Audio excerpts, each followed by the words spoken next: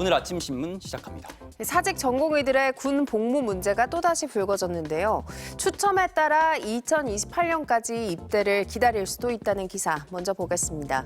매일경제입니다.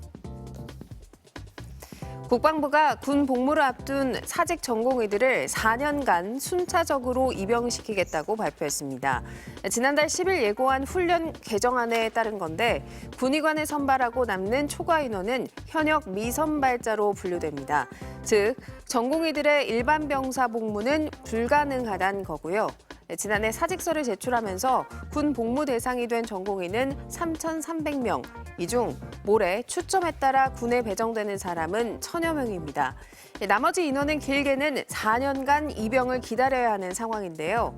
의사협회와 전공의는 강하게 반발했습니다. 의사협회는 공중보건의사 배정을 최대로 늘려 농어촌 의료 공백에 대응해야 한다고 지적했고요. 전공의들은 일반 현역병사 입대를 허용해달라고 주장하고 있습니다. 다음은 동아일보입니다. 교육부와 시도교육청에 따르면 올해 입학생 영명초등학교는 184곳으로 해마다 급증하고 있습니다. 이런 현상은 특히 비수도권 지역에서 두드러지는데요. 올해 기준 경북은 42곳, 전남은 32곳의 초등학교가 입학생을 받지 못했습니다. 지금 같은 추세라면 내년에는 입학생 영명초등학교가 200곳을 넘어설 것으로 보이는데요.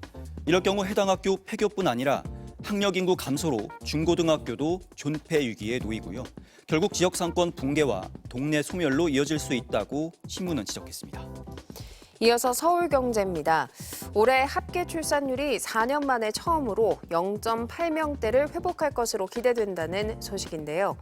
임신이나 출산이 확인된 건강보험 가입자에게 진료비 이용권을 제공하는 제도인 임신 출산 바우처에 지난해 하반기 신청 건수가 15만 8천여 건으로 전년 동기 대비 11%가량 늘었습니다. 여기에 지난해 11월까지 누적 혼인 건수도 19만 9천여 건으로 1년 전보다 13.5% 급증해서 출산율 증가에 긍정적인 신호로 보이는데요. 다만 여전히 전 세계에서 출산율이 가장 낮은 수준이어서 육아휴직이나 돌봄 등을 활성화해야 한다고 신문은 지적했습니다. 다음은 서울신문입니다.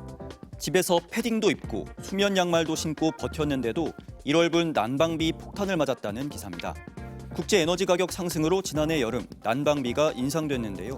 그 효과가 겨울이 되면서 본격적으로 나타난 겁니다. 주택용 난방 사용요금은 9.8% 인상됐고요. 4인 가구 기준으로 한 달에 약 6천 원 올랐습니다. 도시가스를 주 연료로 하는 개별 난방비도 올랐는데요. 서울시 주택용 도시가스 소매 요금은 6.8% 인상됐고 4인 가구 기준으로 한 달 평균 3,770원 더 내야 합니다. 2월에도 한파가 이어지면서 2차 난방비 폭탄을 걱정하는 목소리가 늘고 있다고 신문은 전했습니다. 끝으로 지역신문 기사 보겠습니다. 국제신문인데요. 제주항공이 배터리 불 끄는 파우치를 도입했다는 소식입니다.